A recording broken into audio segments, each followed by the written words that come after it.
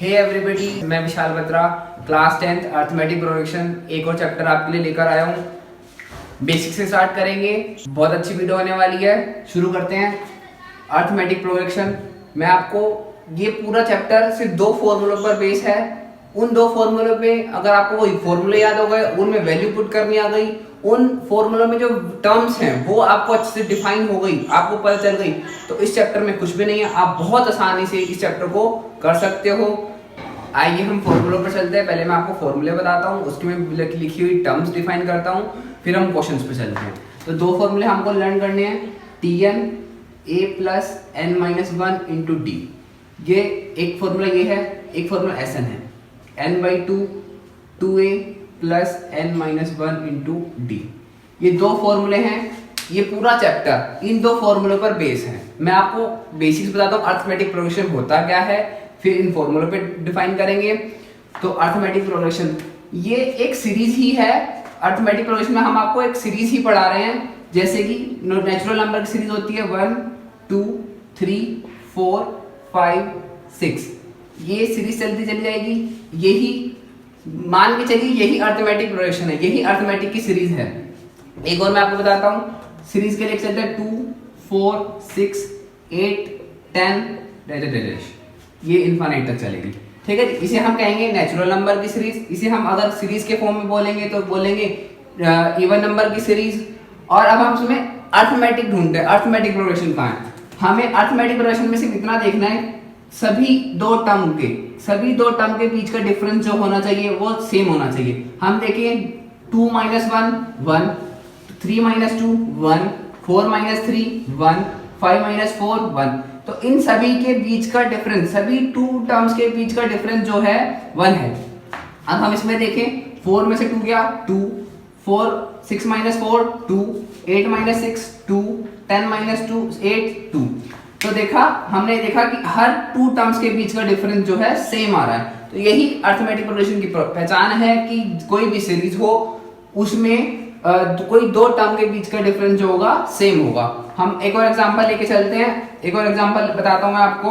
7 13 19 ऐसे ही एक सीरीज चलती रहेगी। इसमें देखें, इसमें डिफरेंस कितना है, 13 19 - 13 6, 17 - 13 - 7 6। इसी तरह से आगे सीरीज चलती रहेगी। तो ये सीरीज है, इसमें बीच का डिफरेंस कितना है, सेम चलता जा रहा है। तो ये एक अर्थमेटिक प्रोग्रेशन है। अब मैं आपको इस फॉर्मूले में लिखी हुई टर्म डिफाइन करता हूं। इस फॉर्मूले को डिफाइन करता हूं। पहले Tn a n और d। देखिए इस फॉर्मूले में 4 टर्म लिखी हुई हैं। इन्हीं 4 टर्म को मैं पहले डिफाइन करता हूं। Tn, सबसे पहले a देखिए, a हमारा होगा फर्स्ट टर्म। किसी भी सीरीज की फर्स्ट टर्म जो होगा वो a होगा। n बाद में देखेंगे, d देखते हैं, d किसी भी सीरीज का मैंने अभी डिफरेंस बताया, डिफरेंस डिफाइन करा कि डिफरेंस सेम होना चाहिए। वही डिफरेंस जो सेम है वही डी है डिफरेंस। दो नंबर के बीच का डिफरेंस जो होगा वो डी होगा। हमें अभी और Tn और n, अब मैं आपको Tn और n बताता हूं। मान लीजिए कोई सीरीज 3 2 4 6 8 10 ये सीरीज है। इसमें पहले a डिफाइन करते हैं। a फर्स्ट टर्म, किसी भी सीरीज में लिखा गया पहला नंबर वो क्या होगा, a। इनके बीच का डिफरेंस, किसी भी टर्म, दो टर्म के बीच का डिफरेंस। सबसे पहले देखेंगे एपी की सीरीज है कि नहीं है। एपी की सीरीज चेक करने के लिए क्या करना पड़ेगा, इन्हीं सब के बीच का डिफरेंस चेक करना पड़ेगा। 2 है 2 है 2 है 2 है। तो यही जो डिफरेंस आ रहा है यही क्या है, डी है। डिफरेंस भी हो गया। अच्छा, अब मैं आपको एक बात बताता हूँ, ये जो डिफरेंस आ रहा है इस सीरीज के सभी नंबरों के जो बीच के 2 नंबर हैं इनका डिफरेंस सेम आना चाहिए। अगर एक भी नंबर का ऐसा डिफरेंस हुआ कि सेम नहीं है तो एपी नहीं होगा, अर्थमेटिक प्रोग्रेशन नहीं होगा। मैं आपको बताता हूँ ऐसे। मान लीजिए 2 4 7 6 8 9 अगर ऐसे लेके चले, इनके बीच का डिफरेंस 2 है, इनके बीच का डिफरेंस 3 है, इनके बीच का डिफरेंस 1 है, तो -1 है। ये जो है डिफरेंस अलग अलग है। तो अगर डिफरेंस अलग अलग होगा तो एपी तो हो ही नहीं सकती। मैं कहूं 1 2 3 4 5 8 यहां तक, अभी तक डिफरेंस सेम चल रहा था, पर लेकिन यहां कर क्या हुआ, डिफरेंस अलग हो गया। इसका मतलब है एपी की सीरीज नहीं है। तो मेरा एपी की सीरीज समझाने का मतलब है कि जितनी भी टर्म्स हमें दी हुई हैं उसमें दी हुई सभी टर्म्स के बीच का डिफरेंस क्या आना चाहिए, सेम आना चाहिए, इक्वल आना चाहिए। तो वही एपी होगी, अर्थमेटिक प्रोग्रेशन होगा।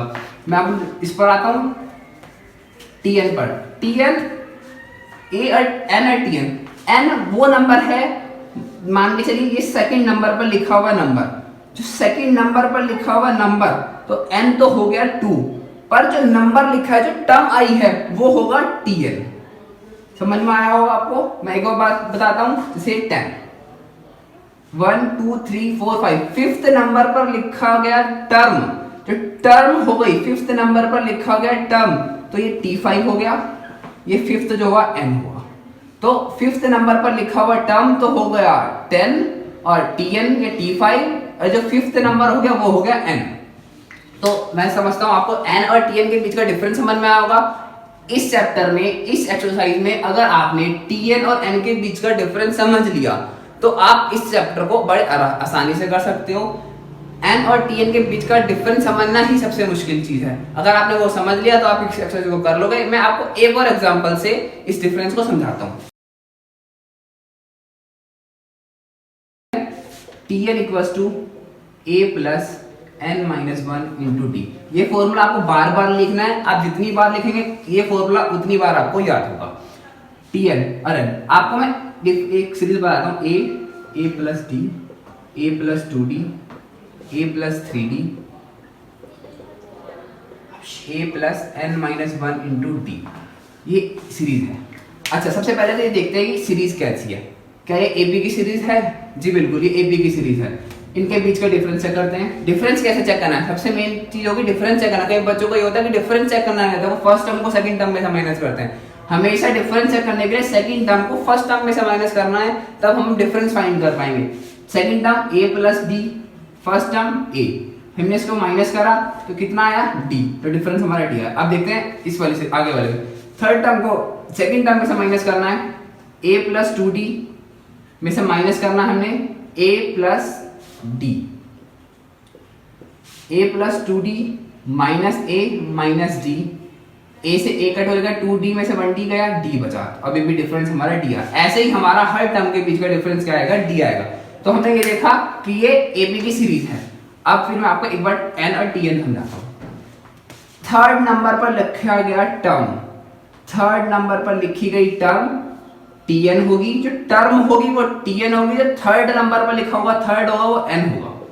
ठीक है जी, n और tn में ये डिफरेंस है। सिर्फ जो टर्म, जब हम बोलेंगे कि n नंबर पर लिखी हुई टर्म या फोर्थ नंबर पर लिखी हुई टर्म या 10th नंबर पर लिखी हुई टर्म की बात करेंगे तो वो tn होगा, और जो से भी नंबर की हम बात कर रहे हैं वो n होगा। अब मैं आपको इसका एक जनरल प्रूफ बताता हूँ, tn बराबर a plus n minus 1 d कैसे आया। हमने देखा ए बी की सीरीज कैसे बनती है। हम फर्स्ट टर्म में से सेकंड टर्म बनाने के लिए डिफरेंस ऐड करते चले जाते हैं, ऐड करते चले जाते हैं, हमारी ए बी की सीरीज बन जाती है। हम इसी फॉर्मूले से हम इसको फॉर्मूले को प्रूफ करते हैं। देखिए ए प्लस डी, हमने डिफरेंस ऐड करा तो सेकंड टर्म आ गई। फर्स्ट टर्म थी ए, हमने पढ़ते हैं सेकंड टर्म को हम डिफरेंस ऐड करते हैं तो सेकंड टर्म आती है। थर्ड टर्म के लिए ए प्लस 2d आया, फोर्थ टर्म के लिए a प्लस 3d आया। अब एक बात समझिए, अगर हम फोर्थ टर्म के लिए a प्लस 3d कर रहे हैं, मतलब एक माइनस करके लिख रहे हैं, तो क्या nth टर्म के लिए first term plus n minus 1 into d नहीं लिखेंगे? तो यही tn होता है। tn equals to a plus n minus 1 into d. ठीक है जी। अब मैं समझता हूँ आपको फॉर्मूला समझ में आया होगा, कहाँ से आया, सीरीज समझ में आई होगी कि ए बी की सीरीज होती क्या है, और इन चारों टर्म का मतलब समझ में आया होगा कि tn क्या होता है, a क्या होता है, n क्या होता है, d क्या होता है। अब मैं आपको इसमें सिंपल क्वेश्चन कराता हूँ। tn equals to a plus n minus 1 into d. इसी फॉर्मूले पर मैं आपको बताता हूँ आपके सिलेबस में, आपकी क्लास में, आपके एक्सरसाइज में किस तरह के क्वेश्चन आते हैं। ये आपको चार टर्म दिखाई दे रही है, tn, a, n, d। इन चार टर्म में से कोई तीन टर्म आपको हमेशा आपके क्वेश्चन में गिवन होंगी, आपको एक टर्म निकालनी होगी। इसी को वैल्यू पुट करना कहते हैं कि चार टर्म में से कोई तीन टर्म दी है, एक टर्म आपको निकालनी होगी।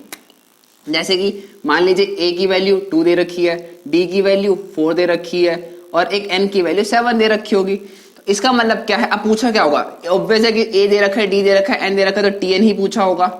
अच्छा, किसी बुक में tn को an भी लिखा होगा, तो आपको घबराना नहीं है कि an क्या है, tn क्या है। और इसका मतलब एक ये नोटेशन है, आप ये नहीं समझ लीजिएगा कि t इंटू n है। कई बच्चे से t इंटू n समझ लेते हैं, t इंटू n नहीं है, ये एक नोटेशन है, जैसे t सफिक्स में n बोलते हैं, तो tn ही है, इसी को an बोल देते हैं। तो ये एक नोटेशन है, किसी बुक में an लिखा होता है, किसी बुक में tn लिखा होता है, तो आपको घबराना नहीं है। तो अब क्वेश्चन पे आता हूँ, tn इक्वल्स टू हमें tn फाइंड करना है। तो देखते हैं, सिंपल वैल्यू पुट करनी है, an या tn फाइंड करना है। tn इक्वल्स टू a2 है प्लस n, अभी देखा हमने 7 है, 7 माइनस 1 डिफरेंस है 4, tn equals to 2 plus 7 minus 1 6 4 2 plus 24 26 tn, tn ना कहकर हम इसे t7 कहेंगे, क्योंकि 7 नंबर की टर्म निकाल रहे हैं हम, t7 इक्वल्स टू 26। अब मैं आपको बताता हूँ कि ये है क्या चीज। इस सीरीज का कोई सीरीज ऐसे बनेगी इसमें a है 4, ये है n है, मान लीजिए a2 है, डिफरेंस 4, डिफरेंस ऐड करना है फर्स्ट टर्म को सेकंड टर्म में बनाने के लिए, इसमें डिफरेंस ऐड करना है 2 प्लस 4 6, फिर अगली टर्म मान के चलते हैं, इसमें 4 ऐड करेंगे 10। ठीक है जी, ये 2 6 10 ऐसे कोई सीरीज चल रही है। इस क्वेश्चन का कहने का मतलब ये है, कोई एक ऐसी सीरीज है जिसमें फर्स्ट टर्म 2 है, डिफरेंस 4 है, तो ये पूछ रहा है कि 7th नंबर पर कौन सी टर्म आएगी। तो जिस सीरीज का a2 है, डिफरेंस 4 है, तो 7th नंबर पर जो टर्म आएगी वो 26 होगी। तो अब आपको समझ में आया होगा कि n और tn भी क्या होता है कि, और क्वेश्चन भी समझ में आएगा क्वेश्चन किस हिसाब से होना है। ठीक है जी, अब मैं आपको एक और तरह का क्वेश्चन बताता हूँ। थोड़े से अब हम अपना लेवल इस क्वेश्चन का बढ़ाते हैं। आपके क्वेश्चन में क्या होगा कि गिवन होगा कि कोई T3 या लिखा होगा, लैंग्वेज इस हिसाब से होगी कि कोई AP की सीरीज है जिसमें थर्ड टर्म ये है और 7 टर्म ये है और 9 टर्म निकालो। जैसे कि मान लीजिए कोई गिवन है, थर्ड टर्म 4 है, 9th टर्म 7 है, या मान लीजिए थोड़ी बड़ा लेते हैं 20 है, तो फाइंड करो जी 10th टर्म क्या होगी। इस तरह का क्वेश्चन होगा। तो कोई एक सीरीज है हमारे पास जिसमें T3 4 है, T9 20 है, T10 पूछा है उसने। इस तरह का क्वेश्चन आपका खूब सारे मिलेंगे आपको एक्सरसाइज में। T3 को हम लिखेंगे कैसे, देखिए दो तरीके हैं, Tn equals to a plus n minus 1 into d. T3 यहाँ लिखा, a प्लस 3 माइनस 1 करेंगे तो 2 आएगा, a प्लस 2d बनेगा। अब आपको ये याद रखना है T3 बराबर a प्लस 2d है, तो हमें डायरेक्ट इस चीज को फाइंड करना आना चाहिए कि T3 बराबर क्या होना चाहिए, a प्लस 2d होगा इक्वल्स टू 4। इस हिसाब से T9 आपको पता होना चाहिए कि a प्लस 8d होगा। मैंने आपको अभी समझाया a प्लस 8d होगा, कितना है 20।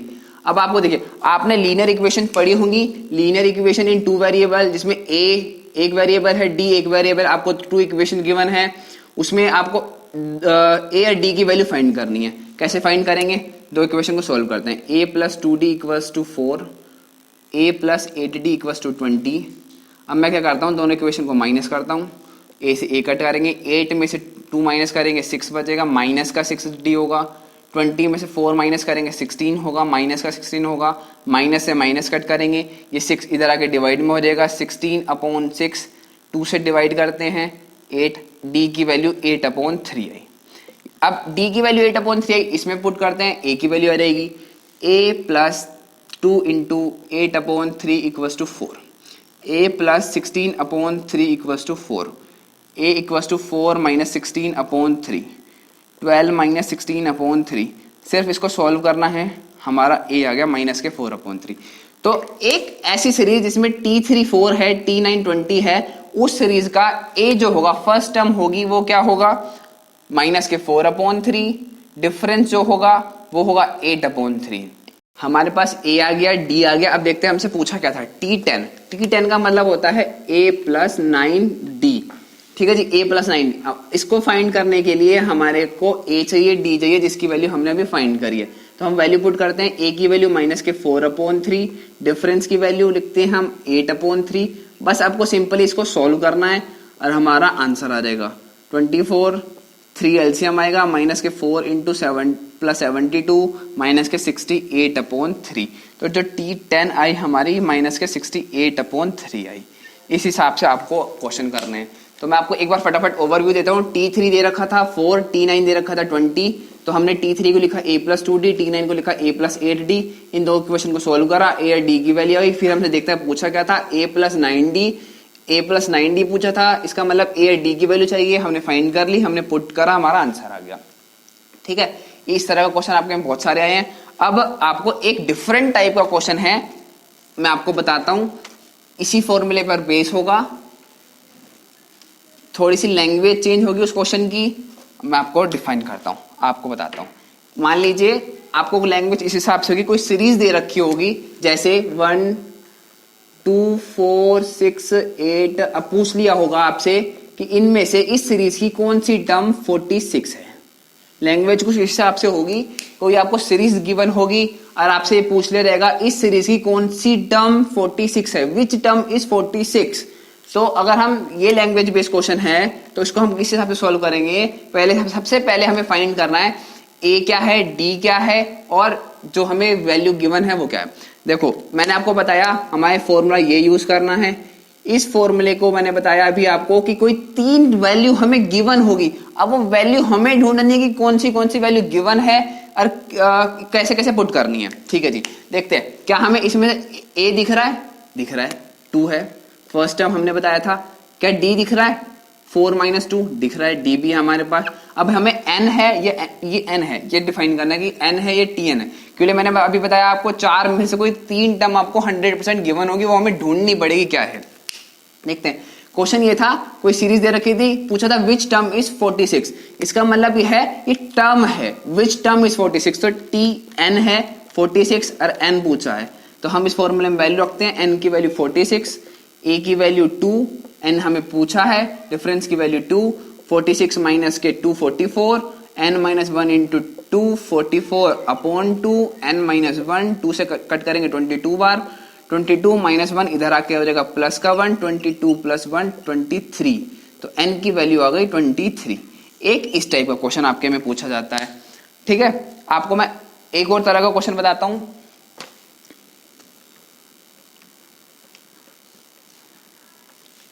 देखिए कुछ ऐसा होगा कि गिवन होगा, पहली टर्म गिवन होगी, मान लीजिए 2, ये पहली टर्म गिवन है, फिर डैश फिर डैश फिर डैश फिर डैश लिखा होगा 10। अब देखिए कि इस वाली सीरीज के लिए हमें कैसे ये बीच के डैश भरने हैं।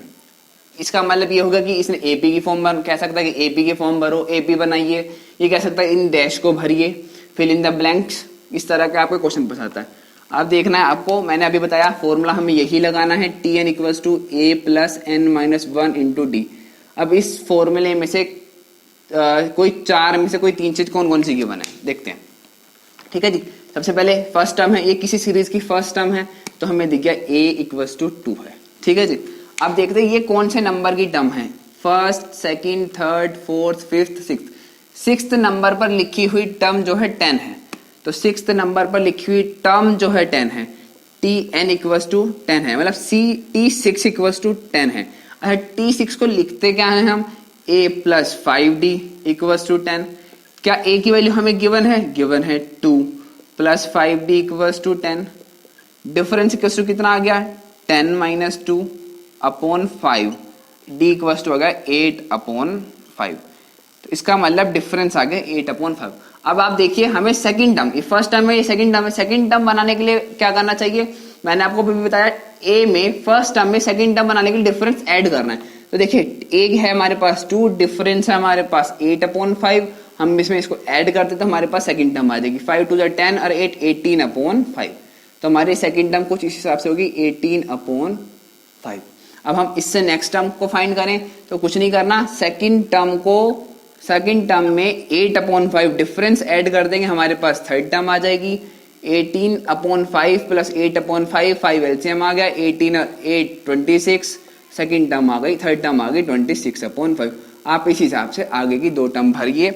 आइए एक क्वेश्चन आपकी बुक से लिया है मैंने, लैंग्वेज बेस्ड क्वेश्चन है, समझते हैं क्या कहता है। The 7th term of an AP exceed it's 10th term by 7।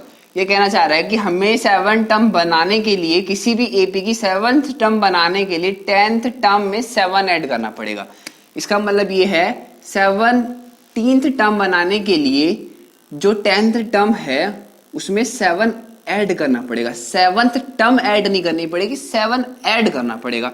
कुछ क्वेश्चन ऐसे होंगे जिसमें यूं कहा होगा कि भाई 17th टर्म 18th टर्म बनाने के लिए 10th टर्म में 8 ऐड करा, 8th टर्म ऐड करा, तो वो लैंग्वेज अलग हो गई। अब इसको लैंग्वेज को पढ़ते एक बार और, कहते 7th term of an AP exceeds its 10th term by 7। ना कि ये लिखा बाय 7th टर्म, तो 7 लिखा है तो खाली 7 लेंगे। अब देखते हैं 17th क्या होता है। 17th टर्म मतलब a plus 16d equals to 10th term क्या होता है a प्लस 9d प्लस 7। अब देखते हैं a से a कट करेंगे, 16 minus 9 16d minus 9d equals to 7, 16 minus 9d 7d equals to 7, d की वैल्यू 1। कॉमन डिफरेंस फाइंड करना है, डिफरेंस हमने फाइंड कर लिया। एक और क्वेश्चन आपकी बुक से, आकाश started work in 1995 at an annual salary of rupees 5,000 and received an increment of rupees 200 each year. In which year did his income reach rupees 7,000? इसका कहने का मतलब है 1995 में कोई आकाश था, उसकी सैलरी 5,000 थी, हर साल में 200 रुपये उसे इंक्रीमेंट होता था, 200 रुपये सैलरी में बढ़ता था। मान लीजिए 1995 में 5,000 है तो 1996 में कितनी हुई होगी, 200 रुपये बढ़ी होगी, 5,200 हुई होगी। तो वो पूछ रहा है ऐसे करते हुए इसकी सैलरी कब 7,000 पहुंची होगी। तो अब देखते हैं इसमें एपी कैसे लग सकती है। ठीक है जी, देखते हैं। पहले हम फॉर्मूला लिखते हैं, हमेशा मैंने बताया आप फॉर्मूला हमेशा लिखना है a plus n minus 1 into T. अब इसमें हम अब देखो ये स्टार्ट कर रहा है 5,000 पर, 5,000 पर हर साल 200 बढ़ा, 1997 पर कितना हो जाएगा, 200 बढ़ेगा, 5,400 रहेगा। अब देखो क्या इनका बीच का डिफरेंस सेम नहीं है, ऐसी 200 रुपये नहीं भरता जाएगा, 200 रुपये भरता है। तो एपी का चलो एक चीज तो कंफर्म होगी कि एपी में है। अब देखिए ये यहां से स्टार्ट हो रहा है, इसका मतलब ये ए है, डिफरेंस 200 है, ए हो गया, डिफरेंस हो गया। अब देखो ये 7,000 क्या है, 7,000 क्या है, ये किस टर्म पर आकर, किस ईयर पर आकर 7,000 हो गया, इसका मतलब ये कोई टर्म है। टीएन 7,000 है, हम फॉर्मूले में वैल्यू रखते हैं 7,000, ए हमारे पास 5,000 है, प्लस एन हमें नहीं पता, डिफरेंस हमें पता है 200 है। 7,000 में से 5,000 जाएंगे तो 2,000 बचेगा, एन हमें नहीं पता, ये मल्टीप्लाई में इधर अगर डिवाइड में हो जाएगा, 1 0 1 0 1 0 कट गया, 20 इक्वल्स टू 2 से 10 बार कट हुआ, 10 इक्वल्स टू n माइनस के 1, n इक्वल्स टू 11। तो 11 साल के बाद इसकी सैलरी इतनी हो जाएगी। तो 1995 में जब हम 11 ऐड करेंगे 6002 2006 में आकाश की सैलरी 7,000 पहुंच जाएगी। यही इस क्वेश्चन में पूछा गया था कि कौन से साल में जाकर 5,000 से शुरू कर 7,000 कौन से साल में होएगी। तो 2006 में आकाश की सैलरी 7,000 हो जाएगी। एक और क्वेश्चन मैं आपको बताता हूँ, ये थोड़ा सा ट्रिकी क्वेश्चन है, देखते हैं। ये क्वेश्चन ये है कि आपको ये कहा गया कि 2 से 50 के बीच के, 2 से 50 के बीच के ओड नंबर कितने हैं ये फाइंड करने हैं। 2 से 50 के बीच में ओड नंबर कितने हैं ये फाइंड करने हैं। अच्छा, लैंग्वेज को समझिए कि बिटवीन 2 एंड 15, जब हम बिटवीन 2 एंड 15 कर देंगे तो 2 और 50 पहली बात तो इंक्लूड नहीं होगा, और दूसरी बात ये ओड नहीं, ओड है ही नहीं तो लेंगे नहीं। तो इसके बाद पहला ओड कौन सा है 2 के बाद, तो पहला ओड 3 है। कई बच्चे ए को, ए की वैल्यू हमारी आई 3, ठीक है जी, ए की वैल्यू आ गई हमारे पास 3। तो उसने पूछा गया है कि इस 2 से 50 के बीच में कितने ओड नंबर हैं, और 50 से पहले ओड नंबर कौन सा होगा 49, ठीक है जी, एक 49 ये होगा। अब ये 49 क्या है, ये लास्ट टर्म है, ये इसे कह दो टीएन कह दो, ये लास्ट टर्म कह दो, ये है 49। अच्छा, डिफरेंस कितना होगा, अब देखो एक हर बताइए आप कि 2 ओड नंबर के बीच का डिफरेंस कितना होता है, 3, इसके बाद 5 7 ऐसे ही आएगा। तो 2 ओड नंबर के बीच का डिफरेंस हमेशा 2 होता है, तो डिफरेंस हो गया हमारे पास 2। तो डिफरेंस हो गया, ए हो गया, एन हो गया, टीएन हो गया, हमारे को एन फाइंड करना है कि कितने नंबर होंगे। तो कभी भी ऐसे लैंग्वेज में पूछा जाए कि कितने नंबर होंगे, इसका मतलब एन फाइंड करना है। तो देखते हैं कितने नंबर हैं। टीएन वाला फॉर्मूला हमें हर बार लिखना है, t n equals to a plus n minus 1 into d. T n या इसी को लास्ट टर्म भी बोल देते हैं, लास्ट टर्म। तो इस सीरीज की लास्ट टर्म 49 है, तो हम लिखेंगे 49 इक्वल्स टू ए की वैल्यू 3 प्लस एन हमें फाइंड करना है, डिफरेंस कितना है 2, 49 minus 3 n minus 1 into 2, 46 upon 2 n minus one, 23 plus one n, n equals to 24, मतलब n इक्वल्स टू 21। 2 से 50 के बीच में 24 ओड नंबर आएंगे। इसी तरह के क्वेश्चन बन सकते हैं कि 2 से 50 के बीच में 2 के कितने मल्टीपल होंगे, 3 के कितने मल्टीपल होंगे, 7 के कितने मल्टीपल होंगे। इस हिसाब से लैंग्वेज चेंज कर करके क्वेश्चन बनते हैं। तो आपको अपने हिसाब से लैंग्वेज के हिसाब से क्वेश्चन को सॉल्व करना है। ठीक, पर आपका एपी का फर्स्ट पार्ट कंप्लीट होता है। अभी हमने इस पार्ट में इस फॉर्मूले पर वर्क करा, a plus n minus one equals to d. मैं समझता हूँ कि आपको इस फॉर्मूले के जो चारों टर्म का मतलब समझ में आया होगा। कुछ क्वेश्चन मैंने आपको बताए वो आपको अच्छे से समझ में आए होंगे। और अब अगली वीडियो में s n equals to n by two, 2a plus n minus one into d, इस पर हम काम करेंगे, इस पर हम कुछ क्वेश्चंस करेंगे। तो जल्दी इसका सेकंड पार्ट आएगा, आप जरूर देखिएगा। इस पार्ट को आप बहुत सारा प्यार दीजिए।